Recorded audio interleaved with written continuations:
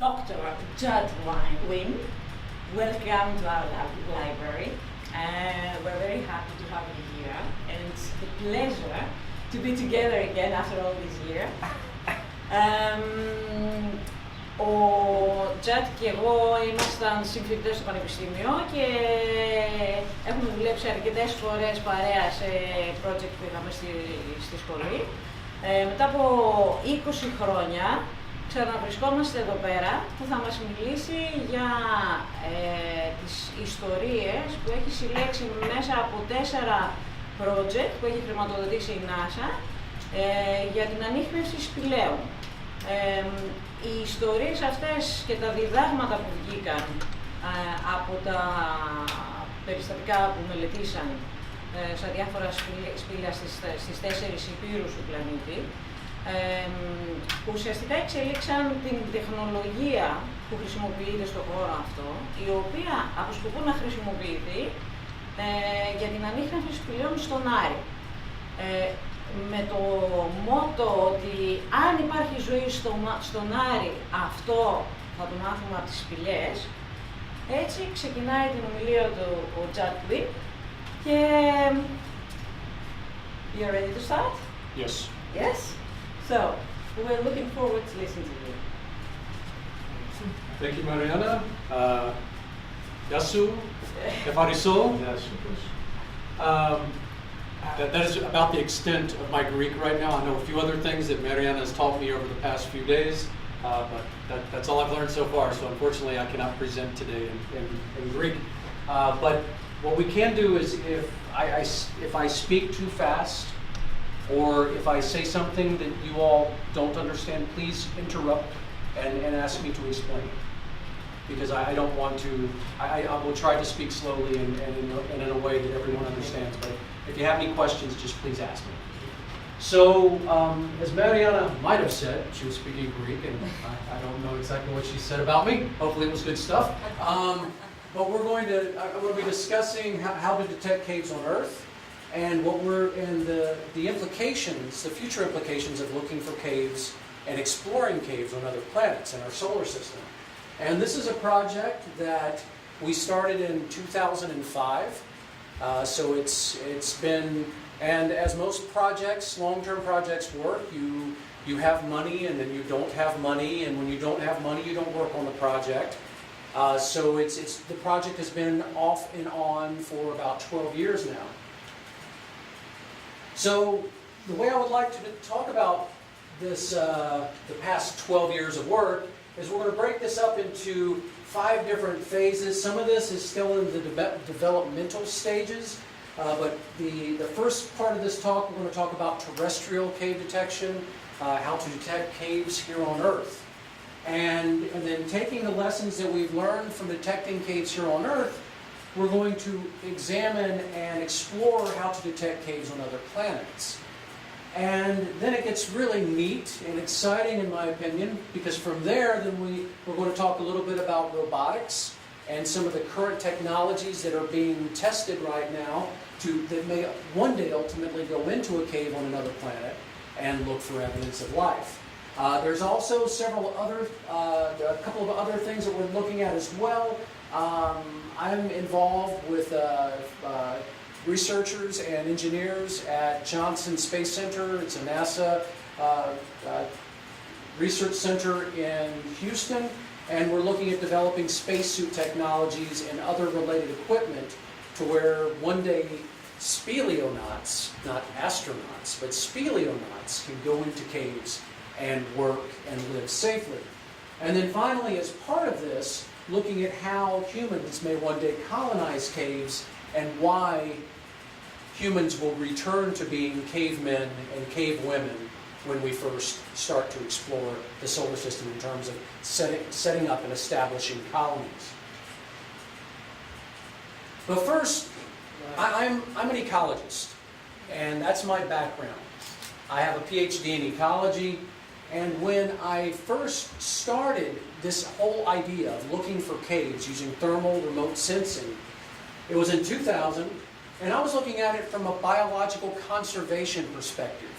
I wanted to find caves And we wrote several proposals to try to do this, and we wanted to develop techniques to detect caves across all different types of environments on Earth, and looking at and examining different geological substrates, so basalt, volcanic rock, and limestone rock, like we have a lot of here on Lesvos. And then the idea being is once we came up with this protocol for detecting caves on Earth, then once we figured out how to do it, we could then identify the caves more in a systematic fashion. And once we did that, then we could identify those caves where we would want to go inventory for bats and other management concern species like cave-adapted insects and other cave-adapted animals. And then if necessary, we could set up monitoring protocols. But this was a systematic way of figuring out how to identify caves quickly, systematically, and then how can we start this process for conservation and management. So that's basically the bottom line here, is we wanted to figure out a means of prioritizing caves for conservation and management. So this is where I started. This is where I was thinking that I was going to be working, and this is where I thought the project was going to take place in terms of the way that we were going to look at it from a more analytical perspective. But this happened. Mars came into play. As we were writing these proposals, we learned that the different entities that we were applying for funding for were not very interested. And we thought, well, let's try NASA. NASA was interested, and hence this project was developed. And as we were going through this process, well, we realized that, oh, well, the moon is going to be important too, because once we decide as a human race that we're going to explore and we're going to start living on other planets, this is going to be the first place we need to go. Because if we can go and figure out how to live somewhere else off of Earth, here, and if we mess up, if something goes very wrong, it's easy to get back here from the moon to Earth, where we're looking at 6 to 8 months. We're looking at a few days to get home from the moon. We're looking at 6 to 8 months to get home from Mars. So if something goes wrong on Mars, pretty much dead. So this is phase one, looking at terrestrial cave detection. This is about 10 years, as I mentioned earlier, of advancing the science in terrestrial cave detection. And this is where we were working. We had 4 different projects that were funded by NASA to do this work and advance the science. We were working in the Atacama Desert of northern Chile, the Mojave Desert of southern California, and the Kau Desert on the Big Island of Hawaii. And this is some of our earlier results, and this is where we really got excited when we started pointing a camera. And this is basically what we did. We took a thermal imaging camera and essentially just pointed it at the entrance of the cave and collected the data. And what we did was, you can see here that we essentially divided the 24-hour day into 4 different times for sampling. Here we have late evening or early evening. Here we have midday. This is, let me back up a little bit. This is a cave that was on a north-facing slope, so it was in shadow most of the day. So we were able to augment the times in which we actually collected the data. But basically what we were doing was we were collecting the data mid-evening, late evening. This is at 1 o'clock, midday, and early morning. But because it was shadowed, we were able to get there at 9, and it was still shadowed. But what you can see here that's really cool is that these morning shots, you can see here, or the morning shot and the evening shot, you can see that the cave glows warm. And when you're looking at the midday and the late evening, or early evening rather, you can see that it's very hard to distinguish the surrounding rock from the actual cave entrance, whereas it's much easier in the morning and late evening. And that's basically what we're able to do just by pointing a camera we were able to develop this hypothesis that, okay, when we want to look for caves, we want to do it either at night or very early in the morning. And the reason being, and it makes sense, it's logical deduction, the sun beats down on the earth during the day, makes the ground warm. And then once the sun sets, the ground starts to cool. The more time that has been expended since the sun has set, the cooler the ground becomes. I have a question. So is it the opening of the cave we're looking at? Yes, this is the cave entrance. The cave, it's okay. So basically what we did was we just framed the camera in front of the cave to where we could get as much of the cave entrance So as it's possible. the same place Yes. on 4 different... 4 different times. And this is pretty cool. That is a rat. This little dot here. Because it's a video camera, I was able to watch him start over here, and he kind of did this, and then he stopped, and I was like, oh, you can actually see the rat. And as I mentioned earlier, part of the work was going to the Mojave Desert, and we did the same thing where we just basically pointed a thermal camera at a cave entrance.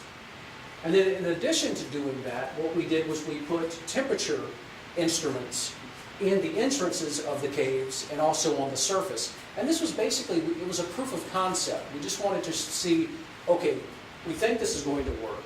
We want to get NASA excited so they want to support this project. So let's just do a proof of concept study. And what you can see here is this particular cave you see me sitting in front of here had 2 entrances. It had a big skylight entrance, and it had this entrance that you could walk into. So we put 2 temperature probes in this entrance and in the other entrance, and then we also went away from the cave and put one on the surface. Away from the cave where we could say, well, this instrument is not going to be influenced by the cave way over here. And we were able to be certain that there was not going to be any influence. And what you can see is that the green and the red lines on this graph are the entrances. And what you see here in blue is the surface. And we have the temperature on the y-axis, we have the date, the time on the x-axis, and what you can see here is during the hottest part of the day, as we would expect, you see these peaks. During the coolest parts of the day for the surface, you see these deep valleys. But in the entrances, it's pretty flat. And what that was telling us is, okay, you might be able to detect caves during this time or this time. So we were able to expand from that earlier work by just pointing a camera in front of an entrance to actually come up with some more concrete data to provide us with some more insights into how we should start thinking about when we can detect caves. This is another graph that basically depicts the same type of behavior. Y-axis we have temperature, x-axis we have time, and in blue, once again, surface, and red here we have the cave entrance. And what we can see is for this particular cave, during the day is pretty much the only time, because we learned that what was happening with this cave is the entrance was cold trapping air. So at night the cold air was settling into the entrance, and that's why you see at night that it almost mirrors the surface. This is another cartoon, if you will, graphic of just the cave entrance in the visible spectrum, and then the cave entrance in the thermal infrared.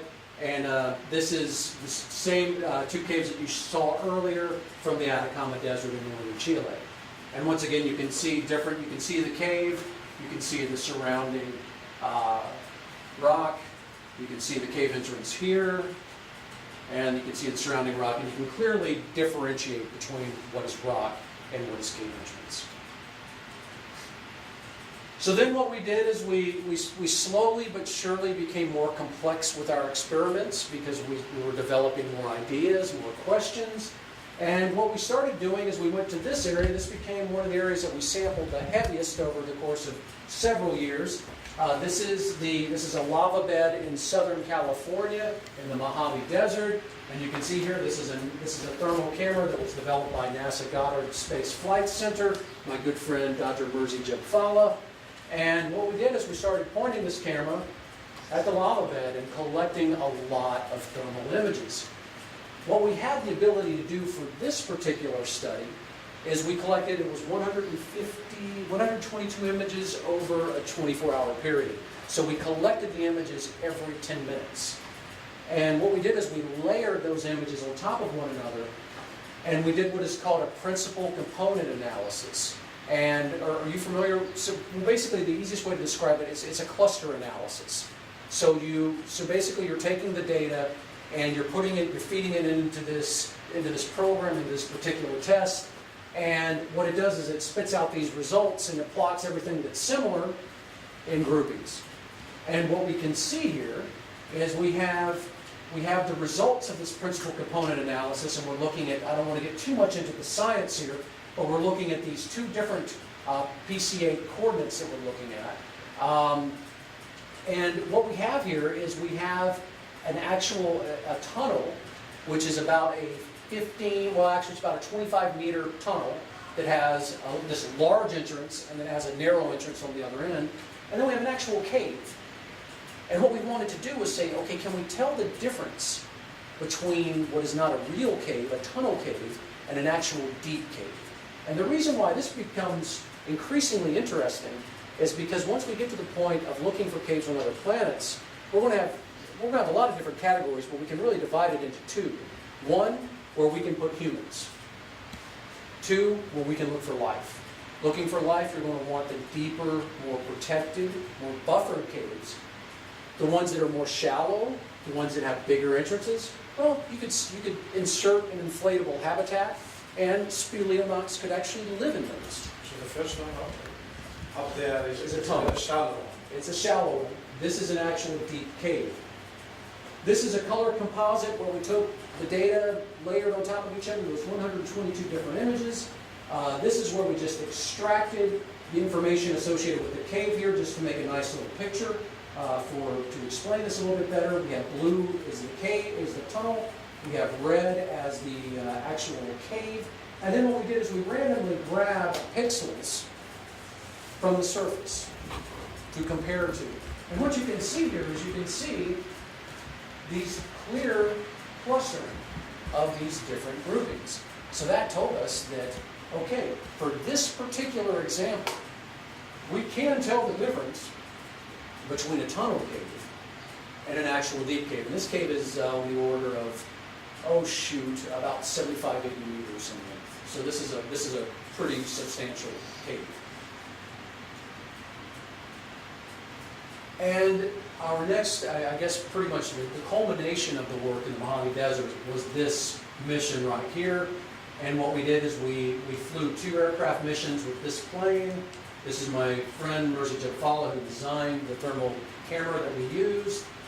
This is Brittany. She is one of the technicians who was operating some of the equipment and also coordinating the mission. Obviously, that's me. And what we were doing was we were collecting the data, and over the course of 2 different missions, one that we flew pre-dawn at about 5 o'clock in the morning. The other one we flew at midday, which was about 2:30 in the afternoon.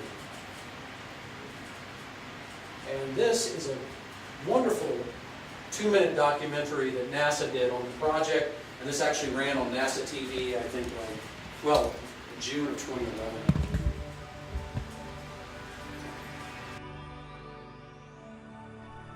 Space researchers consider the most likely location for discovering potential primitive life forms on Mars to be in caves. But how do they find them? That was the goal of a recent NASA-funded airborne and ground study designed to aid in the detection of caves on the Earth, the Moon, and Mars. The purpose of this study is to learn how to detect caves on Earth and then apply the techniques that we developed for detecting caves on Earth to looking for caves on Mars. Wynne, a doctoral candidate at Northern Arizona University in Flagstaff and a researcher at the SETI Institute, flew 2 missions aboard a NASA King Air research aircraft in April 2011. The flights over lava fields in California's Mojave Desert collected both thermal and visual imagery to aid in detection of caves. We are basically coupling those ground-based measurements that we're currently collecting with the thermal imaging data and the viz data that we're collecting as well. Through developing techniques for detecting caves on Earth, we can then take those techniques and use them to look for caves on Mars. NASA Goddard engineer Mersey Jabvala operated a NASA photodetector that imaged the temperature variations of the caves and surrounding surface that occur as a result of the heating effects of the sun. This thermal data will be compared with similar ground-based measurements. Wynne noted that there's a secondary reason for developing cave detection technology. Another important aspect of the study, as it relates to the importance of Martian caves, is that these caves could also serve as astronaut shelters. Wynne envisions this research will contribute to the development of selection criteria that could identify suitable cave targets for future robotic exploration. If life ever existed on Mars, we're going to find that evidence underground.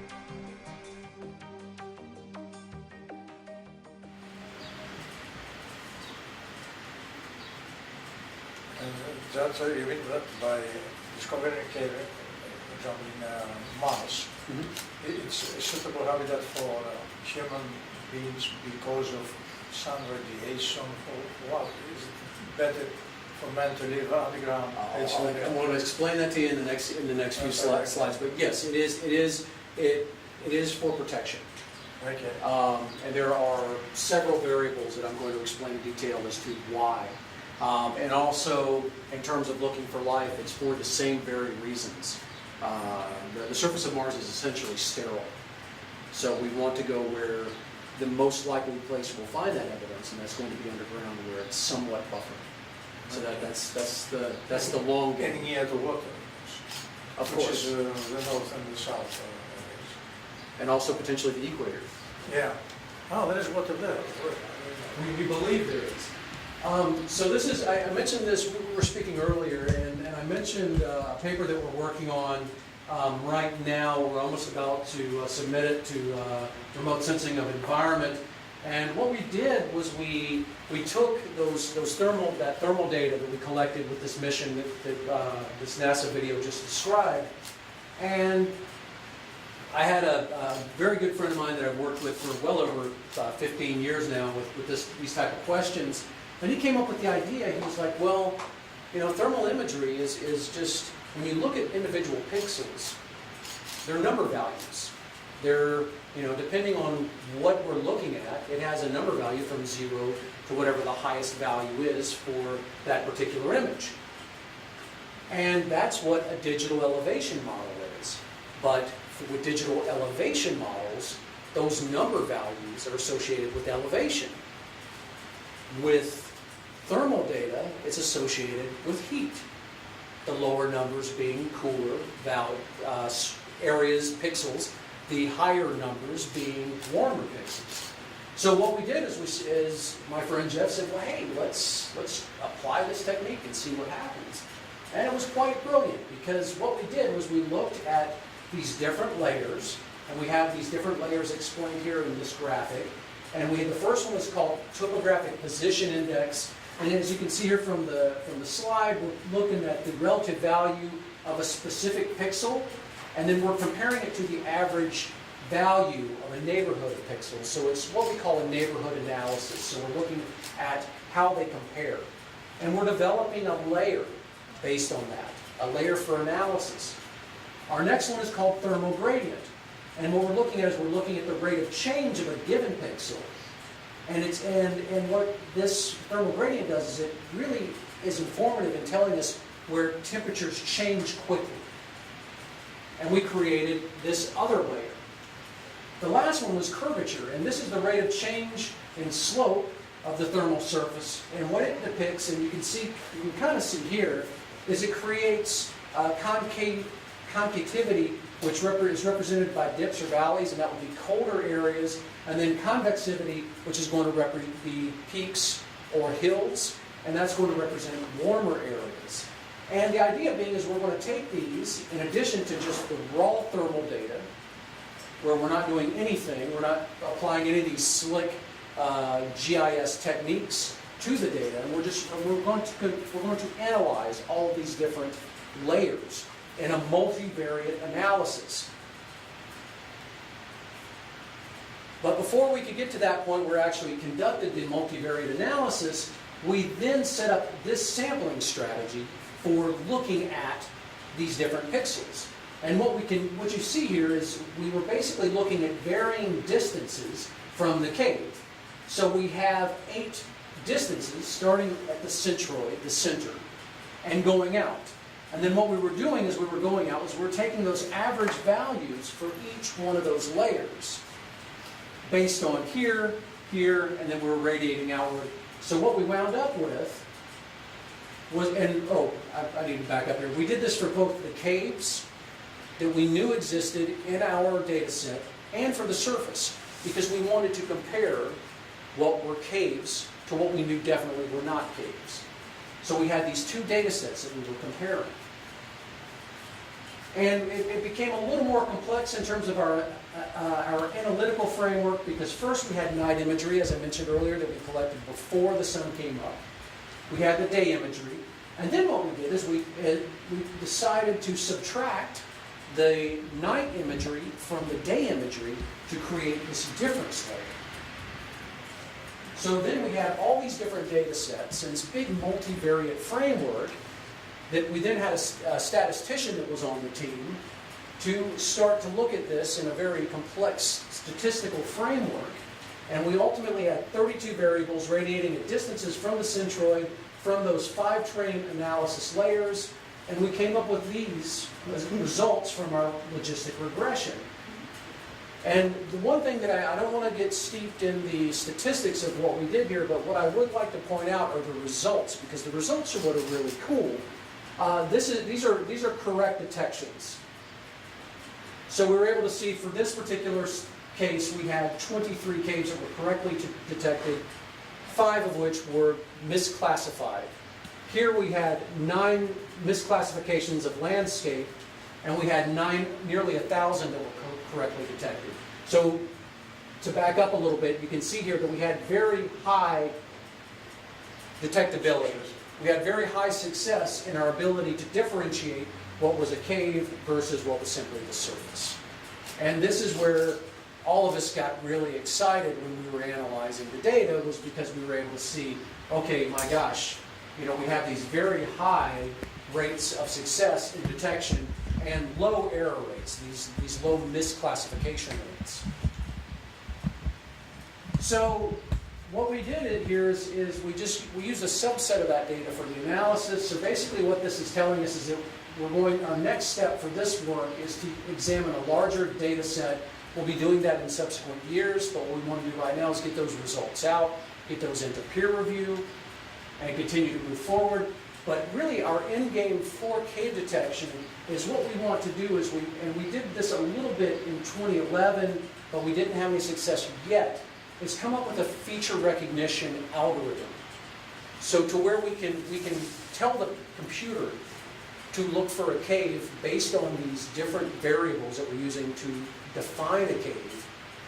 And then we're able to use the computer program to find features. And we're also able to use it to be able to say, okay, yeah, this is a cave, this probably isn't a cave. And then come up with those same sort of error rates that I showed you in that previous table. Another project that we just submitted, as a matter of fact, we did this yesterday. This was for the National Astrobiology Institute, which is a NASA branch office. This is a big 5-year project proposal that we submitted.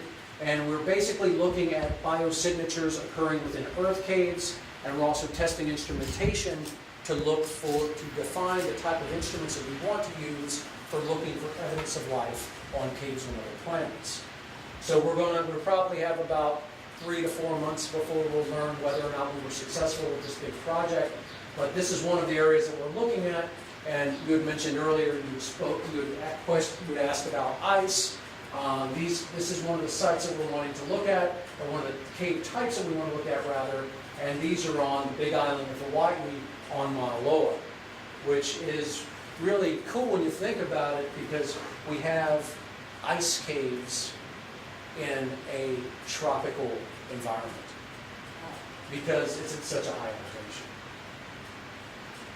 But what we want to understand is we want to understand okay, what are the microbes that live in this ice? What can we learn from studying this ice in terms of coring the ice and examining the ice in terms of looking back into the paleoclimate? And then also, what can this tell us about the type of instrumentation that we would need to use to look for biosignatures of life on other planets, specifically Mars? And now looking at where we're looking specifically at planetary cave detection. This is a term that was recently coined. Gosh, I think it was just 2011 is really when we put this idea forward. And this is basically caves that occur on other planets. And specifically what we're looking at for this particular work is the Moon and Mars. But I also have some really cool recent discoveries to share with you all. First, in 2011 or 2007 rather.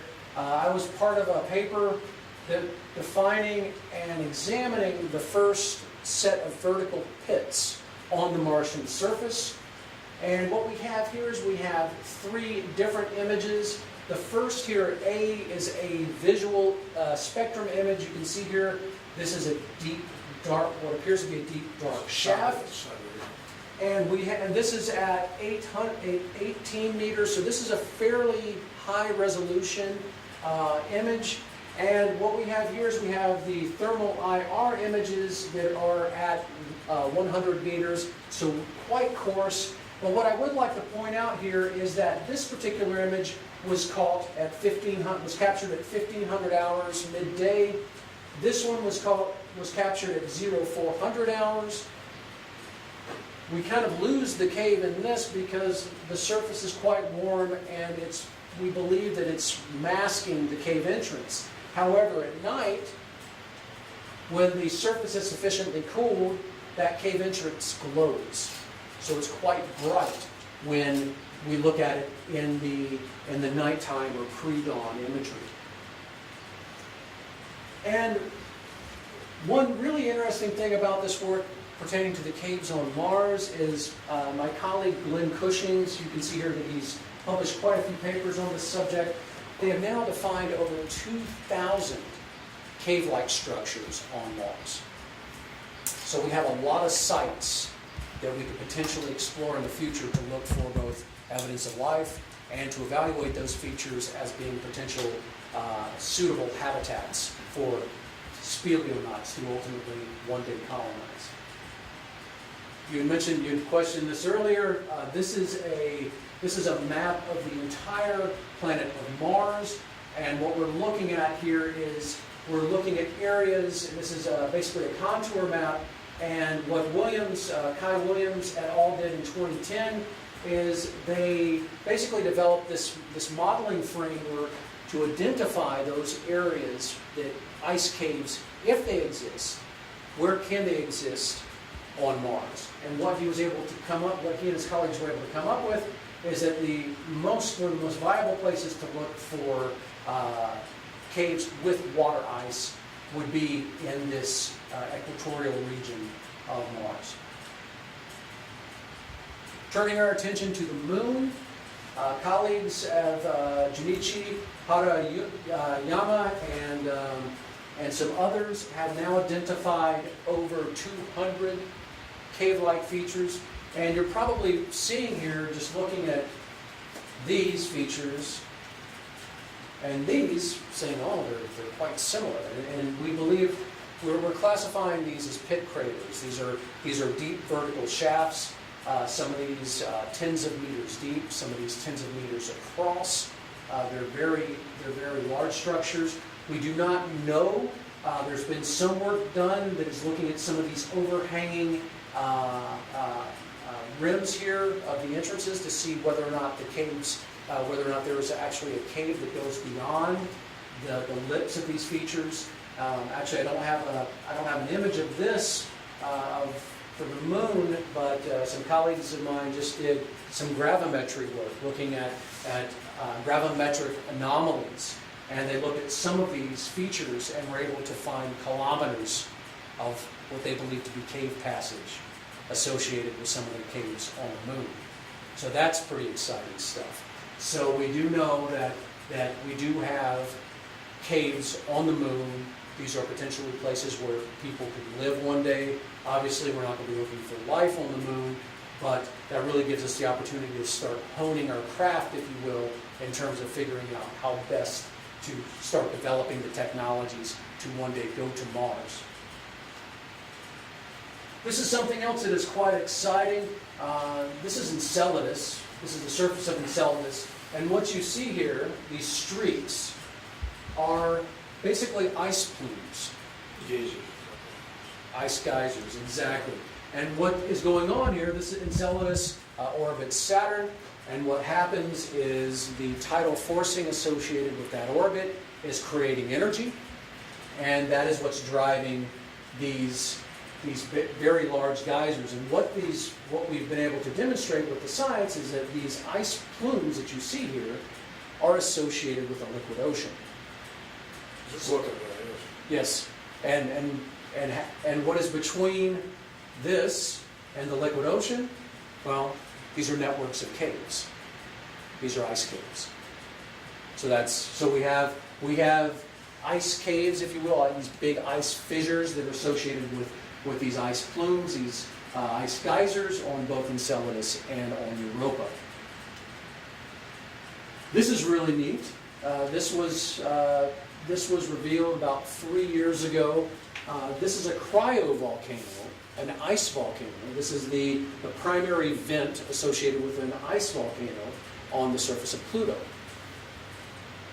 So what we're learning here is that the more we look for caves on other planets in our solar system, the better optics that we have, the better instruments that we have for observing those and looking for those type of features, the more features that we're finding. So this picture is from what's the name? Pluto.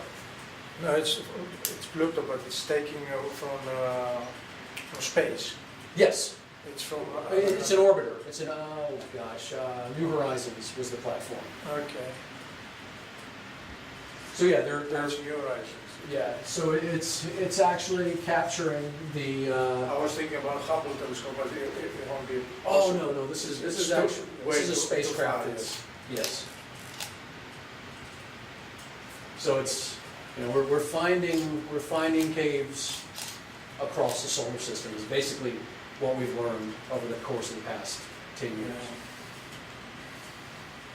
Turning our attention to robotics, there are several different research units now that are developing robotics to actually go into caves.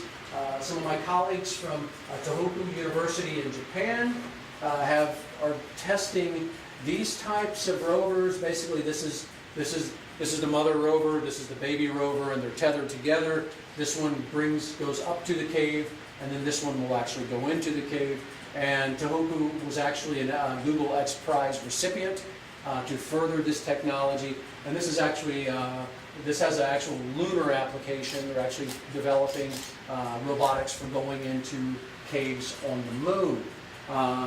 This is me here, and we have Lemur. This is the world's first rock climbing robot. This is the first field test of this particular robot. We did this back in March of 2014. And what we were doing is we were basically wanting to see how well it performed in the field. And you can see here's an engineer, and she has all these cables, and it's connected to a computer. And right now the problem, and it's a big problem with this particular type of robotics, is the engineer has to tell the rover what to do. Every single move it makes. It's retract arm 1. Let's just call this arm 1. And it goes zzz, and it releases. Move forward 2 degrees. And then reattach. And then it reattaches. And so she has to tell, and this is command line programming that she's using here to tell this rover how to move. So every move that it makes, there's a human telling it what to do.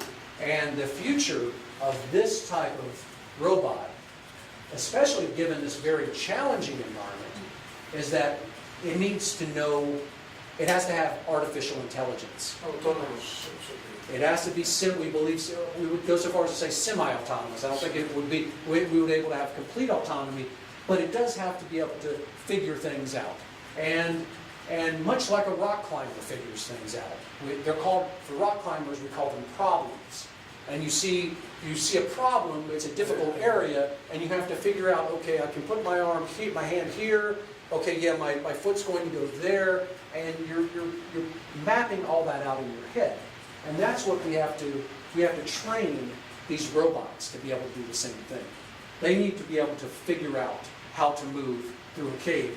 And one thing that we learned with basically it was just 2 days of field experimentation with this robot, is that the highly porous basalt, Lemur did quite well. And let me see, I think, no, there's not on this image.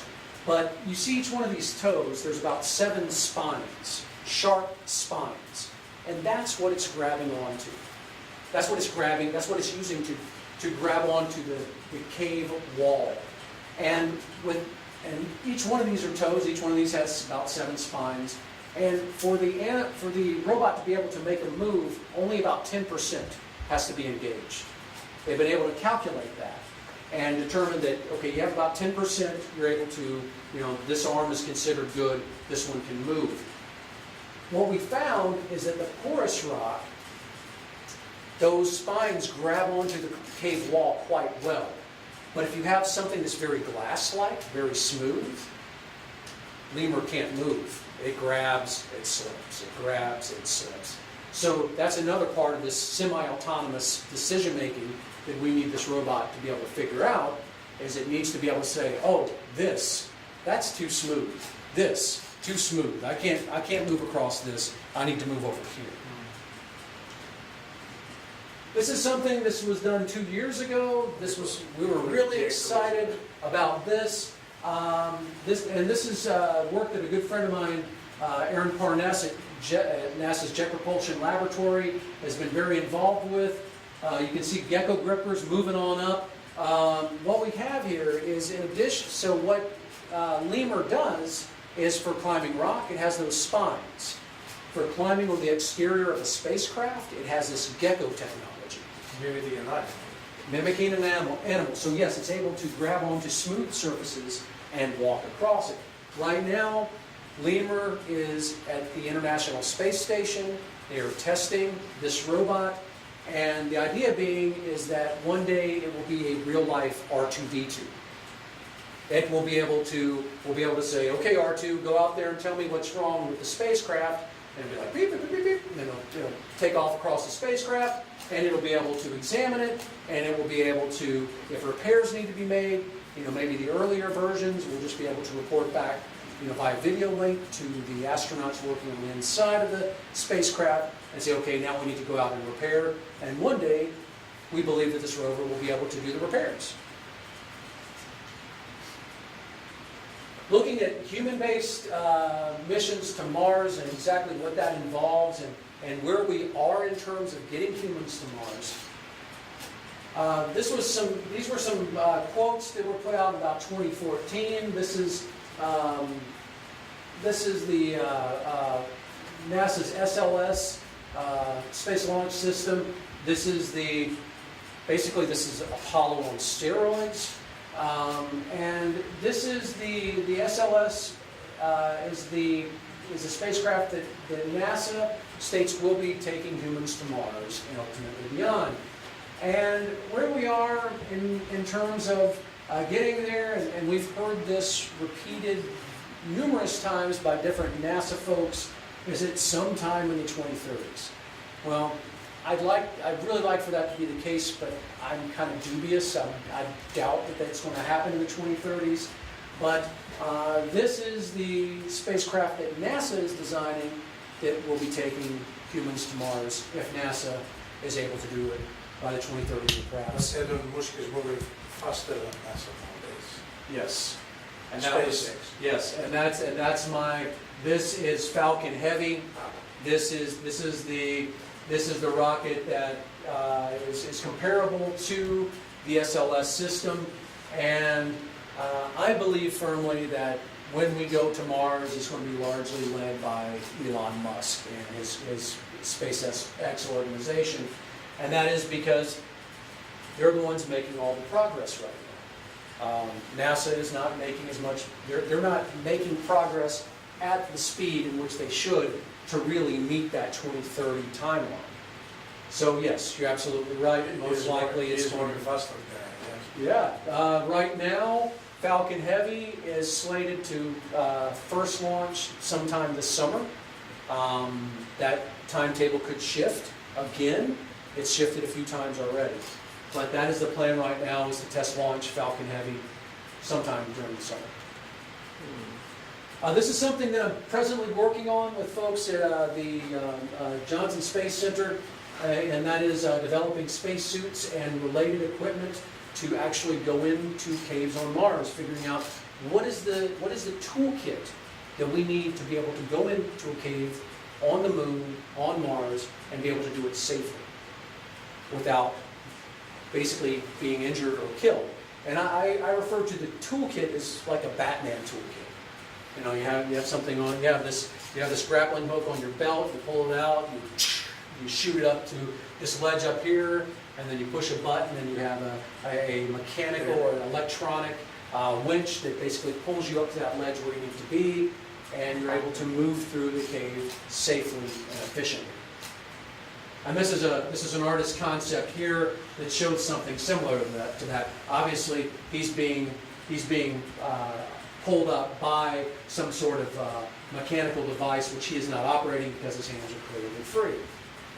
And what we're doing to be able to get to that point of identifying those tools that we need is we're going through this big 300-page monster document that has basically all the tools that have been used since the Apollo missions through the current, basically through mid space shuttle operations, to figure out what are the tools that we need, what are the tools that presently exist, which could be tweaked, could be modified, to be able to be used as part of this toolkit. We also have, there are also two organizations. We have Rock Exotica, which is a rock climbing company. They are now a partner on this project. That we're going to be working with them to further their technologies and be able to apply it to working in caves on other planets. And we're also working with Yates Harnesses, which is a U.S. company that has been developing harnesses, climbing harnesses, for well over 25 years now. And we're going to be working with them to be developing better harnesses. Obviously, you know, these type of suits will require a much different type of harness. And that's something else that I'll be talking about here momentarily. Another thing that we're going to be using here for this type of work in terms of a test laboratory is this. This is called Argos. This is at, and yes, it's borrowed from a Greek term, city rather. This is Argos. This is a system, the active response gravity offload system. And basically what all you see here, you see all these ropes and levers and pulleys, and this is able to simulate different gravities. And you're basically able to program this and say, okay, what is it like on the moon? And then you're set in this harness system, which you can see here, which then does everything to mimic that environment for you. And that will be part of the testing, will be we want to be able to work with the Argos engineers to be able to test our equipment here. And that's obviously going to involve constructing a climbing wall of the interior of this facility. Is it true, the statement that we're trying to manipulate biological people as well? I don't know. You know, the CRISP SB, what's the project, manipulating DNA just to make people adjust themselves into another kind of environment. I mean, this is primitive, using that kind of... Exactly. And the thing doesn't is... take us that far anyway. I don't know. What I can say is I'm not aware of anything like that, any studies of that nature occurring with NASA or in the United States. Okay. Now China is moving forward rapidly. in terms of their desire to get to the moon, to go beyond the moon. And they're also doing a lot of things with genetics that the EU is not doing, and that the US is not doing. Yeah. So they're able to get around the laws because they're their own country and they're able to make basically their own laws. So whether or not they're experimenting with those type of genetic modifications, I do not know, but perhaps they are. This is, we had this image designed a while back for another talk, and I really liked it because, you know, it's a Neanderthal man in a spacesuit, and really what I use to illustrate this is that, you know, we will be cave women and cavemen in the future. We are going back to caves on other planets. So, okay. You want to get a shot of that? No. Fine. And this is why, and this is a question that was raised earlier. So in terms of Mars, okay, Mars is not the place where we want to pitch a tent. You do not want to go there for a vacation. It's a very inhospitable place. Meteor impacts are quite frequent. They do happen, and you can see when you look at images of Mars, when you're looking at the surface, you can see that they are just pockmarked with just numerous impacts from asteroids, or meteors rather. Also, violent windstorms. Windstorms, at least twice a year, the entire surface of Mars is nearly covered by windstorms. These are very intense events. So that is also something that says, okay, well, being on the surface, that might not be too cool. Also, something to think about is that Mars has a very thin atmosphere, so it is bombarded with cosmic radiation, which is also kind of feeds into that comment that I made earlier about wanting to look for life underground where it's somewhat protected, to quite protected. And this is an artist's concept of the sort of thing that we could be looking at. Another reason for wanting to go into caves and to want to establish shelters in caves is because of the potential availability of water ice. Humans can use water ice, one, for consumption. We can use it for drinking. And we can also use water ice for making hydrogen fuel. So we can create energy both on Mars and also potentially use it for fueling a rocket to get people back home. This is another artist's concept. Gus Frederick did just a wonderful job at really illustrating what it might be like to live in a cave on Mars. But this artist's concept, this was done several years ago, well over a decade ago, well over 10 years ago. But this is something to think about here. You know, whilst this type of structure would be, or this type of vehicle would probably be quite necessary on the surface, we might even be able to use it underground. This type of rigid structure is something that is not going to be very likely at any time in the near future. And that's because when we're talking about sending payloads into space, this is going to be much heavier than this. This is Pablo de Leon, is a colleague of mine at South Dakota State University, and he's been working on this. This is an inflatable habitat, and the idea being, and this is a prototype, but the idea being is that one day, as this technology continues to advance, that one day this will be able to be inserted into a cave, inflated, and this could be a place where speleonauts could live. Now the beauty of this, as I just mentioned earlier by comparison, this is going to be really heavy. Yeah, it's a origami structure. Yeah, this is a rigid structure that's going to be very heavy. This compromises what can be shipped in a rocket at a given time, whereas this compacts down, much smaller, much lighter. You can bring more water, you can bring more food, you can bring more tools, you can send other things into space. So you have more freedom with this. So there are numerous benefits to having an inflatable structure versus a rigid structure underground. And the cool thing about this structure is that it comes from origami, the game. Oh yeah. Folding paper. Mm-hmm. And they came up with such ideas. making such kind of structures. And also, it's just fun. I like that idea that we use the game in this Japanese or whatever it is. oh yeah, and you're probably familiar with this because you sound very well versed in what we're doing in space right now. Yes, But we also have origami robots and these and collapsible powers, robots. Yes. And yeah, and that's something that researchers are discussing as another means of the type of robots that we might send into caves. I just highlighted a couple here, but we're looking at a lot of different ways to solve and address this research question. So just wrapping things up in conclusion, I can say here that I'm very pleased and very excited to report that significant progress has been made in figuring out how to detect caves here on Earth over the course of the past 12 years. We've done a lot of great work. We've demonstrated that it can be done, and I would say we're also starting to get the attention of NASA, because NASA and ESA, they're paying attention to this as a viable place to put humans at some point, and as a viable place to look for evidence of life, specifically on Mars. The work that we have in progress right now, the terrain analysis techniques, we're about to submit this paper. It holds great promise for cave detection.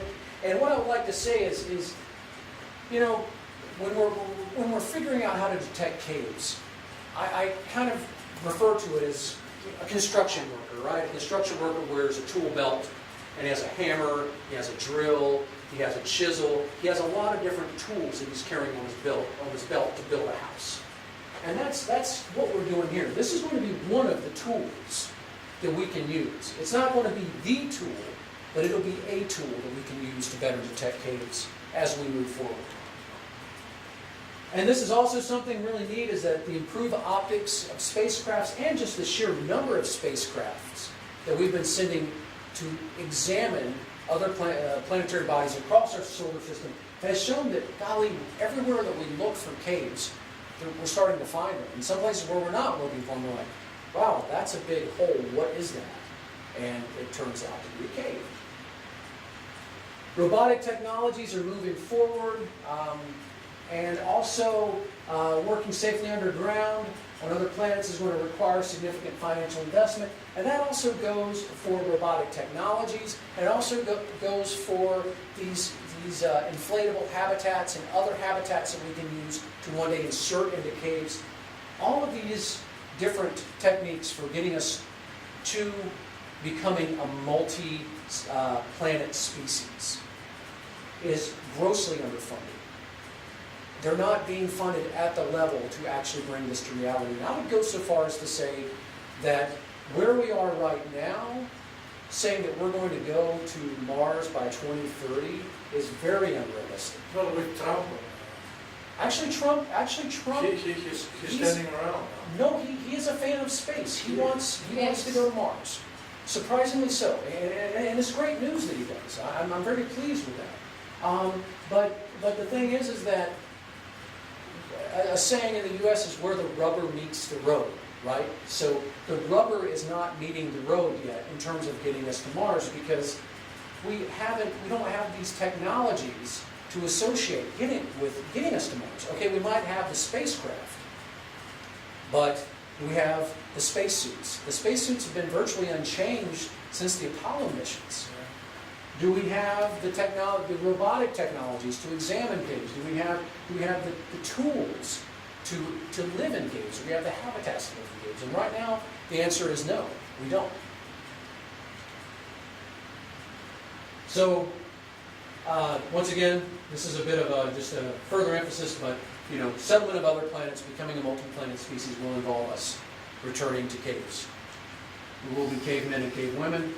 In terms of my future projects, I mentioned earlier, we're waiting to hear back whether or not we're going to be funded for a big 5-year study of caves and cave biosignatures. I've also made the final cut for the last mission of the HERA project. It's the Human Exploration Research Analog Project. This is a project it's a sociological it's a psychological project that's being conducted by Johnson Space Center. And what they're doing is they put 4 crew members in this pod, and you live in here for 45 days, and you basically are living a mission to an asteroid. And Simulation program. it's a simulation program of long duration space travel, and it's basically looking at what are the effects on humans of being, one, confined in a very small environment, and two, the human dynamics of only Very crucial, yes. we're isolated, we're not communicating with the outside world. It's just the 4 of us in this habitat. But I will find out on November 7 whether or not I was selected to go on this mission, and I will be in here for 45 days. And it's 45 days. 45 days. Yeah. And with that, I have so many people to thank here. You can see here this is an incredibly long list. This is a 12-year project. We have the National Park in the Atacama Desert in northern Chile, the Bureau of Land Management in Southern California, NASA Goddard, NASA Johnson Space Center. We have JPL, the Jet Propulsion Laboratory, numerous astrophysicists and others, and an amazing field crew. We had, gosh, upwards of about 15, 20 people who have supported this field work over the course of the past 12 years. It has been a massive undertaking, and obviously I'm one person speaking, but none of this would have been possible if it were not for these people and these agencies who have supported this work. Is that Armstrong related to the astronaut? Yes, we're at, in this image, we're at what was then Dryden Space Flight Center, but they renamed it after Neil Armstrong died and changed the name to Armstrong Space Flight Center. And this is actually where the space shuttle landed a few times when they were unable to land at Kennedy due to And weather. this is the plane you used in California desert. Yes, this is the plane we flew, and this is the flight crew. Great team. Only one woman. Only one woman, yes. I did not select this team. I will say that. NASA selected this team. These are this guy, this gentleman here are our pilots. These are supporting aircraft crew that is making sure that everything's done correctly. And Brittany was in charge of basically logistics and bringing everything together. She was the critical link between the pilots, myself and Mersey, and the flight support crew. Wow, So she was the glue. Yes, she was very important. And you all know how to get in touch with me through Mariana, but here's some contact information if you need to get in touch with me. Thank you. Thank you very much. And with that, I thought so.